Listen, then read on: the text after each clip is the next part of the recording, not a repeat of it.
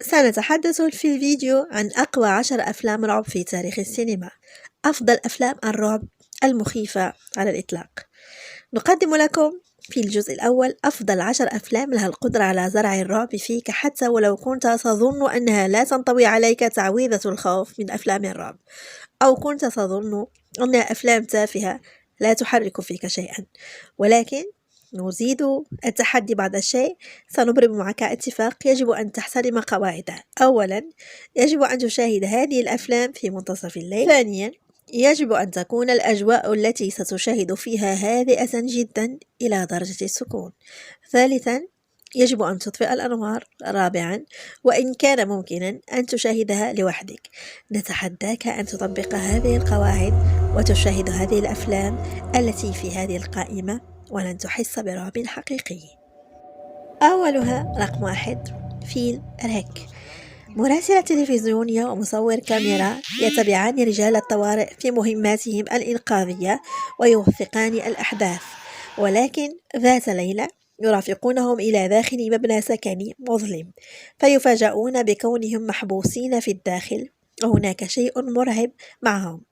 المرتبة الأولى ستذهب بدون شك لهذا الفيلم الإسباني الذي سيرعبك، سواء كانت أفلام الرعب تؤثر فيك أم لا.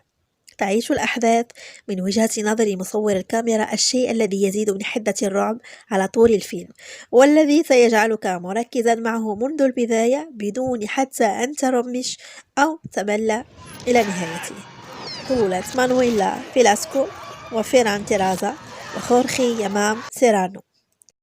جراف إنكونترز. من أجل برنامج في التلفزيون الواقع حول مطاردة الأشباح، يقوم فريق تصوير بحبس أنفسهم داخل مستشفى مهجور للأمراض العقلية الذي من المفترض أنه مسكون حسب بعض مصادرهم، لكن الأمر قد ينتقل من الافتراض إلى اليقين عندما يبدأون ليلتهم داخل هذا المستشفى. إذا كنت تبحث عن معنى لمصطلح الرهاب والخوف من الأماكن المغلقة، فشاهد هذا الفيلم وستفهم جيدا، لكنك ستحصل على المزيد. فالفيلم كذلك يدور حول مخلوقات الجن، لربما حول الأشباح، أظنه حول الشياطين. لماذا لا تشاهد وتكتشف لوحدك؟ ويلكيسون، شون روجرسون وأشلي جيريزكو.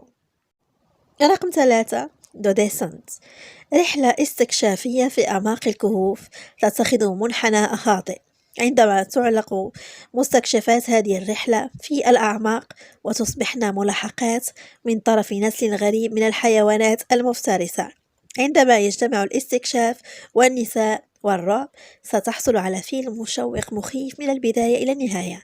كما أنه بدون شك كان اختيار أبطال الفيلم كلهم نساء قرارا حكيما، ذلك لأن القصة لا تركز فقط على الرعب، وإنما على تداخل حياة هؤلاء النسوة فيما بينهن، الشيء الذي سيحدد من سينجو ومن سيكون حتفه الموت.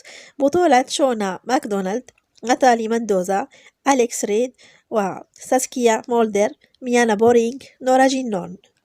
رقم 4، The Conjuring. المحققان في الظواهر الطبيعية إيد وزوجته لورين وارن يعملان على مساعدة عائلة في منزل ريفي تعيش تحت رحمة كيان شيطاني ملعون. ماذا تنتظر من مخرج متخصص في أفلام الرعب؟ أفلامه السابقة كانت ناجحة على الصعيد النقدي والجماهيري. المخرج جيمس وان قدم لنا واحد من أفضل أفلامه كفيلم ساو، وربما أفضل أفلام الرعب على الإطلاق. بطولة باتريك ويلسون، فيرا فارميغا، رون ليفينغستون. الفيلم رقم 5 هو 28 Days Later. يحاول مجموعة من الناجين العثور على ملجأ آمن بعد 4 أسابيع من انتشار فيروس عقام لا شفاء منه في أرجاء المملكة المتحدة.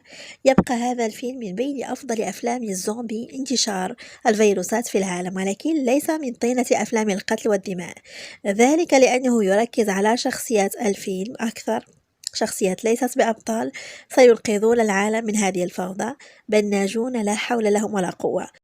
الفيلم بطولة كيليان مورفي، نعومي هاريس، كريستوفر إيكليستون. الفيلم رقم 6، It Follows. يعتبر هذا الفيلم من تلك النوعية غير المعتادة وغير المألوفة إطلاقا في فئة الرعب، حيث أنه يتميز بمنظور مختلف تماما عما شاهدته من قبل، حتى أنه لا يشبه أفلام الأشباح أو الجن.